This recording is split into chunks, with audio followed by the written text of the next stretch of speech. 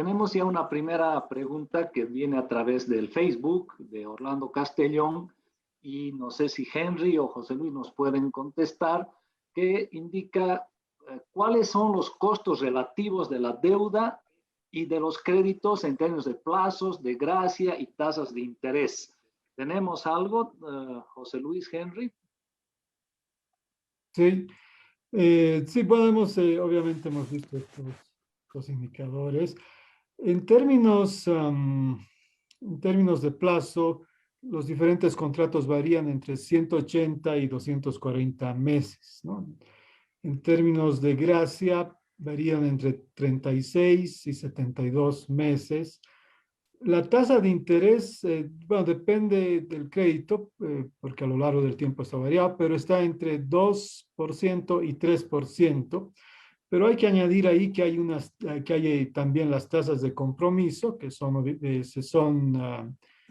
montos que hay que pagar porque el crédito está comprometido, pero mientras no se desembolsa, y esas varían entre 0,75 y 0,5%.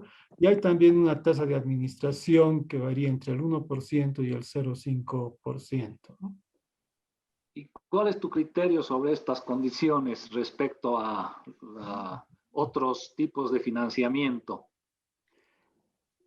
Hay un elemento, sin duda hay un elemento bueno, esto varía mucho, ¿no? Y ha variado mucho más los últimos años porque las tasas de interés, como todos sabemos, han caído fuertemente, ¿no? Entonces, estos son créditos que se han hecho relativamente antes de las caídas más recientes de las tasas de interés. Y créditos del 2-3% ciertamente son créditos que tienen un elemento de concesionalidad, ¿no? Entonces son créditos, la mayoría son créditos concesionales. Hay que decir, sin embargo, que, por ejemplo, el crédito para el satélite chino es un crédito que no viene del Exim Bank, sino de, de otro banco chino, y ese crédito sí es más caro, ¿no? Tiene unas condiciones más duras, pero en general estos créditos sí tienen elementos de concesionalidad, ¿no? Ok, Tienen un elemento. muy bien. Bueno, el diputado Miguel Antonio Roca quería participar. Por favor, tiene la palabra.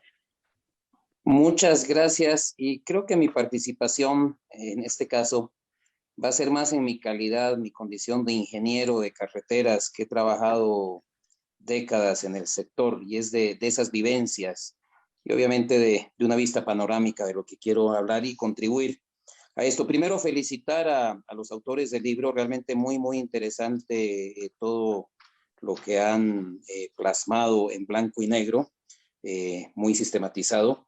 Y quisiera aportar con lo siguiente. Primero, la reflexión de que quizá lo más imperdonable de todo esto es que en esta década, en estos 14, 15 años, Bolivia ha invertido cerca de 40.000 millones de dólares en obras civiles de infraestructura pública. 40.000. Prácticamente el 100% de la renta petrolera del periodo. Y tenemos un sector de la construcción hecho flecos. No conozco yo, que soy del sector, un solo constructor, empresario constructor, que esté bien. Y estoy hablando de constructor de obra pública, que es muy diferente a la construcción inmobiliaria. Pero además de los constructores, todo el clúster económico, proveedores de materiales, empresas de ingeniería, todas están hechos flecos.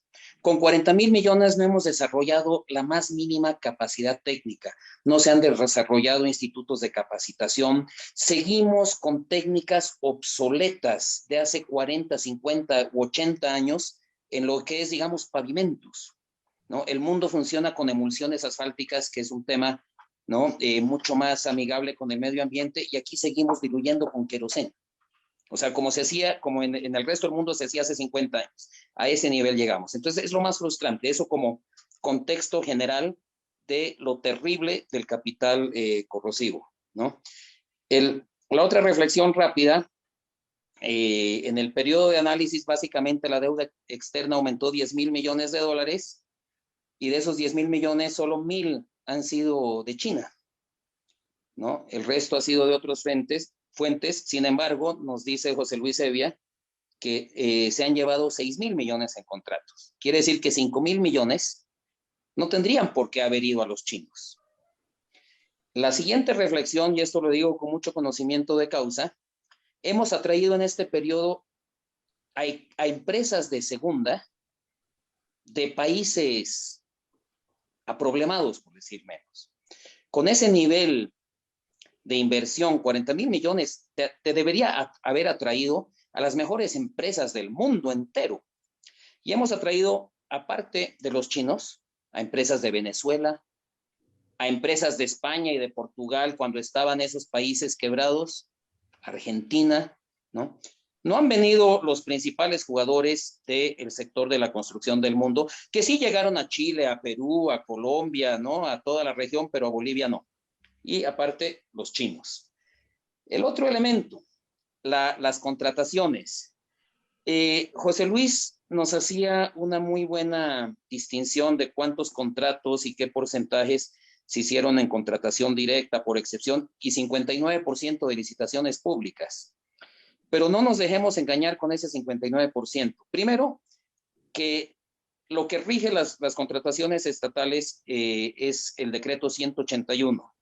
Recuerdo bien un estudio que presentó hace unos años el entonces senador Óscar Ortiz.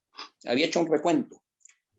Perforado el decreto 181 con 84 decretos y 13 leyes que de una u otra manera permitían adjudicaciones directas, contrataciones directas. 84 decretos y 13 leyes. Este es un dato de Óscar Ortiz, no es mío. Entonces, básicamente, el sistema de contrataciones públicas, perdón, digamos, de hablar así, es adjudícale a quien te dé la gana y va a ser legal. Eso es lo que dice todo ese andamiaje. Por eso yo no soy muy en esto, discrepo, y creo que es el único punto que discrepo con el doctor Pérez Velasco. No creo que una auditoría nos lleve a nada, porque van a probar que era legal, porque eso dice todo ese andamiaje. Y con relación a las licitaciones públicas, José Luis Evia hablaba de discrecionalidad y tiene toda la razón. Les voy a dar un ejemplo, y un ejemplo verídico. Hay una modalidad en el decreto 181 que lo normal es que adjudicas al mejor precio, pero hay una modalidad que dicen calidad y costo. Entonces, ¿qué hacen? Al precio le dan una ponderación de 20% y a la calidad de 80%. Lo que les voy a hablar es verídico de un DBC. 20% al precio. Entonces, digamos, si yo ofrezco 100 y mi competidor ofrece 90, ahí me saca 2 puntos de ventaja. Pero entonces, cuando vamos a la calificación de calidad, esto es verídico. Si su propuesta técnica es muy coherente, 100 puntos. Si su propuesta técnica es coherente, 50 puntos. Si su propuesta técnica no es coherente, 0 puntos. Entonces, en esa arbitrariedad entre muy coherente, coherente y no coherente, simplemente por la ponderación de 80 versus 20, a una diferencia de 10 o 15 millones de dólares de ventaja con el precio más bajo, simplemente por esta ponderación resultaba ganador el otro, el que tenía la propuesta muy coherente. Porque el que tenía el precio más bajo, su propuesta era solamente coherente, ¿no? Entonces, no nos dejemos confundir, y este es creo que el mensaje principal. Cuando vemos licitación pública, no quiere decir para nada contratación competitiva, para nada. Cae en la misma categoría, adjudícale a quien quieras y va a ser legal. Luego, quería comentar brevemente como anécdota, porque lo han mencionado, CANSE y CRCC. Estas dos empresas llegaron con los contratos de Montero Bulo Bulo. Las contrataciones directas han estado muy relacionadas con los contratos llave en mano. Vale decir, el gobierno, quiero un ferrocarril entre Montero y Bulo Bulo. Y lo único que decían era, quiero que me transporte 40,000 toneladas al mes. Y no decían más. Le calcularon 100 millones de dólares. Nadie sabe por qué. Número sacado de la manga. Y los contrataron. Cuando contratas llave en mano en contratación directa, le estás transfiriendo todo el riesgo al contratista. Entonces, ¿qué pasó al contratista? Hizo los estudios, contrató uno de ellos, una empresa nacional muy prestigiosa, y cuando se hace el diseño resulta que costaba como 180, casi 200 millones de dólares. Lo que ocurrió ahí es que básicamente el gobierno las liberó a estas dos empresas de su responsabilidad. Se habían comprometido a ejecutar el ferrocarril por 100 millones y resultaba que costaba casi 200. Entonces las liberaron. En el caso de CRCC, ya, le ejecutaron la boleta, pero digamos la sacaron barata, pagando el costo de la boleta. Y en el caso de CAMC, recordemos el escándalo de la señora Zapata, inclusive hicieron que un juez les devolviera la boleta. Y en el caso de CRCC, cuando fueron liberados de su responsabilidad ante su fracaso, los premian con una contratación directa de $500 millones en la carretera Rurrenabaque-Rivera Alta, que sigue desde entonces con una pésima ejecución. El otro tema que hacen las empresas chinas, capital corrosivo, es dumping, lo mencionó el doctor Pérez Velasco. Hacen un dumping de precios. ¿Y cómo lo hacen? Lo hemos estudiado así en varios proyectos. Si es un proyecto con financiamiento CAF, Banco Mundial o fondos del TGN, se van en picada con su precio y no les importa. Y yo he visto en sus análisis de precios unitarios, le ponen 0% de utilidad. Y el costo, digamos, de uso de la maquinaria, muy por debajo de lo que es el costo de mercado. Y luego, ¿cómo se compensan? Con el proyecto que viene también de la mano, ahora ese sí con financiamiento chino, y los precios entre un contrato y otro los duplican o los triplican fácilmente. Entonces, ahí recuperan, ese es el modus operandi. Con relación a lo legal que mencionaba el doctor Pérez Velasco, no es solamente de los contratos de financiamiento chino, hay un tema en los contratos del ABC, es que la cláusula arbitral dice, no sé si lo ha estudiado doctor Pérez, en todos los contratos del ABC, lo que suele decir en la cláusula compromisoria, ¿no? Cualquier discrepancia en la interpretación y en la ejecución de este contrato será dirimida, normalmente dice por la vía arbitral, aquí dice por la vía coactiva fiscal.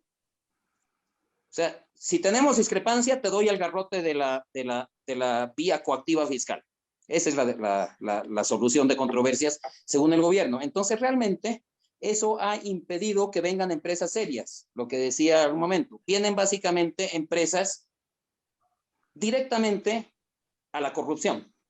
Su única garantía, que al final resulta no existir, es la relación, ¿no?, del cohecho con el contratante, porque derechos legales no tienen nada. Y por eso todas terminan quebradas. Y hablando de quebradas, les doy otro dato. Tengo aquí la lista. 88 proyectos inició la ABC en toda la gestión. De los 88 proyectos, tengo el dato aquí, por $5,231 millones. Al 2018 habían ejecutado menos de $2,000 millones. Y de esos 88 proyectos, 33 terminaron en resolución de contrato y ejecución de boletas y todo eso. Entonces, realmente todo el sistema de inversión pública está podrido. Y todo esto del capital chino lo ha podrido aún más. Y termino con esto, con las recomendaciones con las que coincidimos plenamente con el doctor Pérez Velasco. Ya Comunidad Ciudadana hace más o menos un mes presentó el proyecto de ley de acceso a la información, que es un punto fundamental. Obviamente no quiere el MAS ponerlo en consideración, ni siquiera de la comisión a la que pertenezco. Una ley de contrataciones, estoy muy, muy de acuerdo que es necesaria. Ahí discrepo con el amigo Carlos Berg de que traía problemas. No, porque lo más importante que puede hacer una ley de contrataciones es poner en otra instancia la impugnación. Cuando a ti te tratan mal en una licitación, tienes que impugnar y presentarle una boleta de garantía al que te descalificó. Entonces hay que estar fuera de juicio para al que te descalificó, le estás diciendo o eres corrupto o eres negligente y presentarle una boleta de garantía y te dice no, yo hice bien y entonces es peor. Ese es uno de los temas fundamentales y mucho más, pero sí urge, por lo menos que desde la sociedad civil exijamos una ley de contrataciones públicas. También un cambio a la ley del sistema de inversión pública, que es la ley 777, que está básicamente, inclusive vulnera, yo creo, las competencias autonómicas, porque a gobernaciones o municipios le dice, te tienes que regir a mi modelo económico, a mi plan de desarrollo, ¿no? Y finalmente, algo que nunca hemos hecho en Bolivia y es fundamental para toda la inversión pública, nunca evaluamos la inversión pública. Nunca evaluamos si la inversión que se realizó generó los beneficios que buscaba.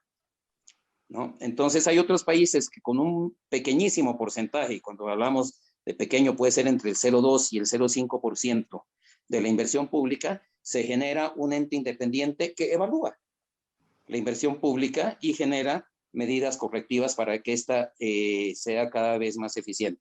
Esos son los comentarios que quería añadir, y aplaudo el trabajo que han hecho, y sobre todo creo que es muy importante que pongamos esto en el debate de la agenda pública. Es fundamental y creo que es el mayor mérito de su gran trabajo. Bien, gracias. Gracias a usted, honorable. Ha sido muy interesante su aporte. Muchas gracias. Le voy a pedir a Roberto Lacerna que participe y después hacemos una última ronda con los presentadores. No, en realidad, mi pregunta está casi respondida por Miguel. La pregunta era sobre el impacto tecnológico que pudo haber tenido la presencia de estas empresas. Tengo entendido que muchas de ellas no han venido con sus mejores técnicos, no han traído sus equipos, y de hecho muchas han simplemente subcontratado a empresas bolivianas luego de haberlas excluido de la competencia. Entonces, me interesa ver si, ya que el impacto institucional es tan malo, por lo menos en el campo tecnológico se ha podido obtener algo de la presencia de estas empresas. No sé si han tenido oportunidad de revisar esta temática en el análisis que han hecho. Gracias. Bueno, para ir cerrando, por favor, con estas inquietudes aportadas por el honorable Roca y por Roberto, no sé, José Luis, si tienes algo más que aportar. Bueno, primero, muy interesante lo que nos comenta Miguel Antonio Roca. Creo que coincidimos en muchas cosas de esas. Nada más, yo no he querido decir que las contrataciones, las licitaciones públicas son transparentes, ¿no? Pero ciertamente hay una diferencia entre presentarse una licitación y una adjudicación directa, digamos. Entonces, y por lo que hemos visto, obviamente, cuando uno lee las actas algunas están disponibles en el SICOES, de las comisiones calificadoras, uno encuentra que son el gran espacio para la arbitrariedad que hay ahí, ¿no? Hay un gran espacio para la arbitrariedad, entonces ciertamente eso es muy, muy maleable, ¿no? Sobre la tecnología, realmente no es un tema que hayamos entrado, y no me respondo. Creo que no hemos contribuido en esa línea y no me arriesgaría a responder nada. Pero sí creo que sobre la inversión pública hay mucho que hacer, ¿no? Entonces, creo que es importante para el país repensar todas las leyes de preinversión, sobre todo, ¿no? La preinversión pública, que está tan descuidada, que prácticamente no se hace. Y si se hace, son para algunos proyectos que probablemente al final están en la cola de todos los proyectos, ¿no? Los grandes proyectos o no pasan por los sistemas de inversión pública, y cuando pasan, en muchos casos, digamos, se hacen como he dicho, se hacen al mismo tiempo que se está invirtiendo, lo cual le quita totalmente su razón de ser, ¿no? Si uno hace un proyecto de inversión pública y lo evalúa con anterioridad, es obviamente para ver si vale la pena hacer ese proyecto, ¿no? Pero si ya hay la decisión política de hacerlo, entonces lo otro es solamente por cumplir la ley, digamos, ¿no? Y realmente no tiene sentido. Dos cositas más. A mí me parece interesante lo que menciona Miguel Antonio. Es importante, creo yo, siempre hacer la evaluación ex post, que no se ha hecho, que eso es importante, y creo que eso podría dar muchas luces de cómo debería de rehacerse o enmendarse, digamos, los sistemas de inversión pública que tenemos, ¿no? Para ver, siempre la evaluación nos dice dónde se está fallando, qué cosas se han hecho mal, y eso nos puede ayudar mucho que creo que es lo central, ¿no? Una ley de inversión pública moderna que le dé al país no solamente más instrumentos, sino más transparencia. Creo que todo eso es importante. Y una cosita más, este proyecto ha sido un proyecto que se ha hecho con otros países, y una cosa que me ha llamado la atención del proyecto que se ha hecho en Chile es que obviamente es un país con una institucionalidad que está décadas adelante de Bolivia, pero una de las cosas que me ha llamado, que no tenían además en otros países, y ni siquiera en Estados Unidos, es que Chile tiene una ley del lobby, ¿no? Una ley del lobby. Y lo interesante de esta ley del lobby es que obliga a todas las entidades públicas a tener una serie de instrumentos para controlar justamente el lobby que hacen las empresas, ¿no? Entonces, si una entidad del Estado se reúne con una empresa importante, una empresa extranjera, tiene que hacer un acta de esa reunión y tiene que publicar qué es lo que se ha tratado en esa reunión, ¿no? Entonces, obviamente, nada es perfecto, pero eso ayuda, yo creo, a tener mayor transparencia. Entonces, hay una serie de otros instrumentos que se están innovando en el mundo que creo que también valdría la pena incorporarlos para modernizar nuestra ley sobre inversión pública, ¿no? Gracias, esos eran mis últimos comentarios. Sí, José Luis, muy valiosa tu participación. Ahora, antes de pasar a los otros presentadores, Juan Cristóbal tiene algo que decir. Por favor, Juancho, tu micrófono. Ya. Aunque no creas, ya. Yo tengo dos preguntas a cualquier expositor. La primera es, China no ha aprendido de lo que significa una invasión de esta naturaleza. Yo recuerdo que uno de los elementos que fueron conformando el americano feo, que estuvo tan de moda en los 60 y 70, era precisamente las condiciones que ponía Estados Unidos en su ayuda a préstamo. Aquí la TAMS fue famosa por la carretera Unicuatro al Chapare, que por ejemplo no bien subió el general Barrientos, se incrementó creo en 80 millones, que en ese tiempo era millones de dólares por una imposición estadounidense, y que fue creando ese antiamericanismo que hasta hoy día subsiste y que no se ha podido parar. A China por lo visto no le importa, no han tenido oportunidad de averiguar, de estudiar cuál es la estrategia, la dinámica china a este respecto de ampliación geopolítica y económica en el mundo. La verdad que no he leído yo ningún texto al respecto, pero de repente ustedes sí, sería muy ilustrativo. Y la segunda, con lo último que dice sobre la ley del lobby, imagínense esas actas con la señora Zapata, Juan Ramón y Evo, serían extraordinarias. Nada más. Gracias, Juan Cristóbal. Le voy a pedir al doctor Pérez si tiene algo que aportar, por favor. Toño, tu micrófono, Toño. Muy cortito. A mí me ha tocado desarrollar la parte legal, pero eso no significa que yo crea que todo pasa por la parte legal. Estamos viviendo una época de fetichismo jurídico normativo y pensamos que el derecho sirve para cualquier cosa. Yo simplemente quiero destacar que aquí lo que hace falta es voluntad política de los que estén en el gobierno y de los ciudadanos para acabar con la corrupción, con la arbitrariedad, con la discrecionalidad. El derecho, la norma jurídica está de alguna manera está construida, la norma jurídica, para ser violada, porque es parte de su esencia la posibilidad de ser violada. Lo que constituye el hecho antijurídico no es la violación, es la impunidad. Y eso es lo que existe en nuestra cultura y en nuestra tradición jurídica en Bolivia, no solamente en los últimos 14 o 15 años. Yo diría casi desde siempre. Entonces, todos nuestros esfuerzos deben ir orientados a evitar y a combatir la impunidad, que eso es lo que verdaderamente hace mal al país. Gracias, Toño. Le voy a pedir a Henry que haga el cierre, por favor. Adelante, Henry.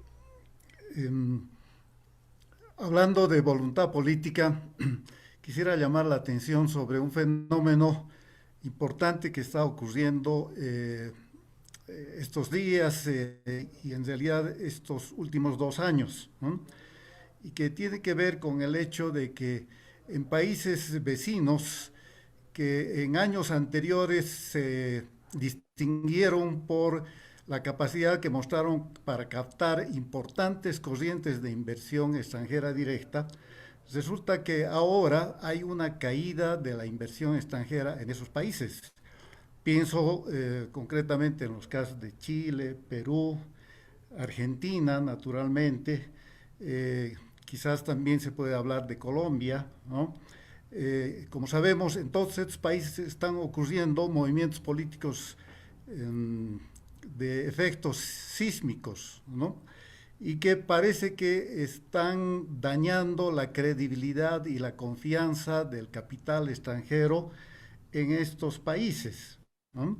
Por eso es que se observa una corriente de salida, de retraimiento de la inversión extranjera en estos países y que probablemente se puede agudizar en los siguientes años, ¿no? Por justamente los cambios políticos que se están dando en estos territorios. Este hecho podría representar una oportunidad para Bolivia de captar al menos una parte de estas inversiones que están abandonando o que están dudando de permanecer en países vecinos. Por ejemplo, en el campo de la minería. Bolivia necesita con suprema urgencia reactivar su industria minera y eso no se puede hacer sin el concurso del capital extranjero, ¿no? Yo digo, esta podría ser una oportunidad para que Bolivia pueda captar y movilizar la inversión extranjera que no ha sido posible en años anteriores, ni siquiera de la propia China, como hemos visto por las explicaciones que hemos dado, ¿no? Si tuviéramos un gobierno inteligente, pragmático, probablemente vería esto como una oportunidad, ¿no? Y encararía reformas de nuestras leyes que son bastante obsoletas, anacrónicas en materia de inversión extranjera, ofrecería condiciones de seguridad jurídica, quizás incluso impuestos competitivos, ¿no? A los que se ofrecen en países vecinos y por supuesto, ¿no? Haría esfuerzos por crear un clima de confianza hacia el capital extranjero. Desde luego no me hago ilusiones de que eso pueda suceder y más bien siento de que Bolivia, teniendo quizás una oportunidad única de favorecerse de una corriente importante de inversión extranjera, va a dejar pasar otra vez esta oportunidad y va a ser, como en muchos otros casos en nuestra historia, otra oportunidad perdida para su crecimiento y su desarrollo económico.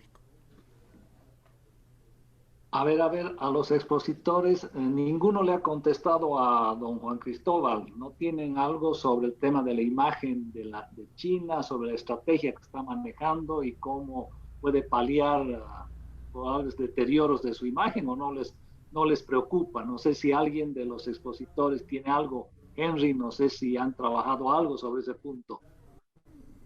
No, mira, no hemos tenido pues oportunidad y posibilidades de tener un contacto directo con ejecutivos chinos, con políticos chinos, en fin. Así que muy difícil podernos formar una idea de cuál es la visión de los operadores empresariales o de los políticos chinos, ¿no? Nuestras posibilidades más bien están en el campo de la literatura, ¿no? Es allí donde se puede conocer, se puede tener alguna idea de cuáles son las estrategias que están moviéndose tras de, por ejemplo, la proyección económica del gigante asiático, ¿no?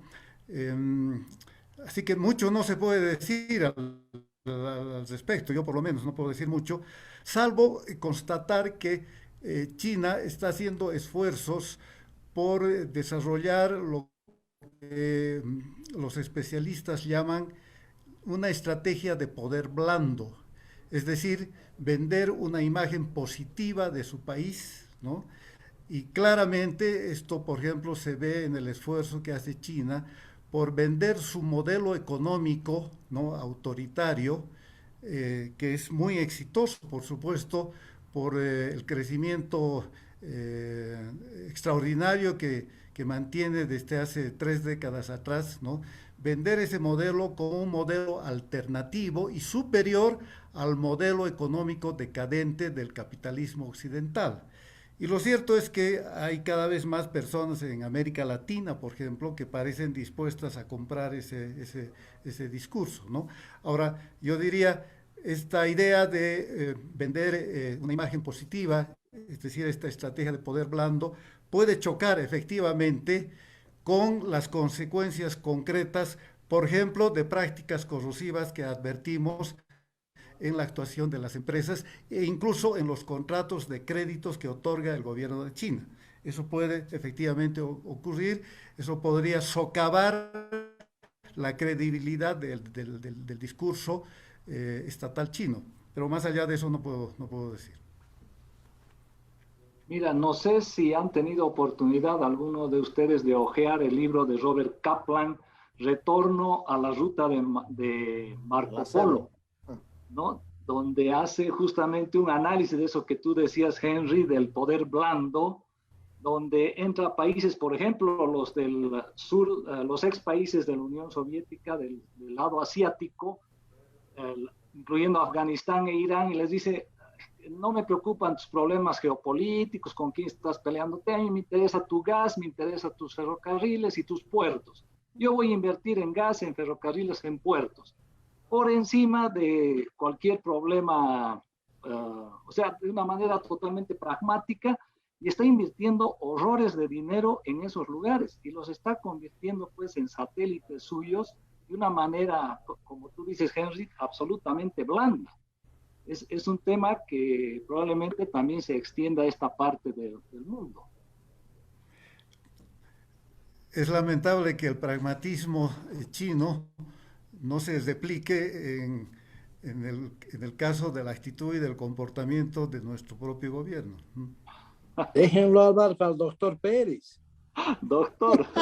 No, yo iba un poco en la línea que ha mostrado Henry, pero simplemente me limito a una anécdota. En un encuentro parecido a este, por lo menos habían 3 que habían estado en China y habían sido invitados a visitar China y a conocer el milagro chino. Entonces, a mí me da la impresión de que los chinos hacen lo mismo que los gringos hacen 20 o 30 años atrás. Están vendiendo su imagen y están tratando de conseguir adeptos locales en todos los países donde invierten. Así es. Bueno, si no tiene algo más, podríamos, creo, ya cerrar esta nueva sesión de Diálogos al Café. Marcos Escudero, agradeciendo pues las brillantes exposiciones que hemos escuchado hoy.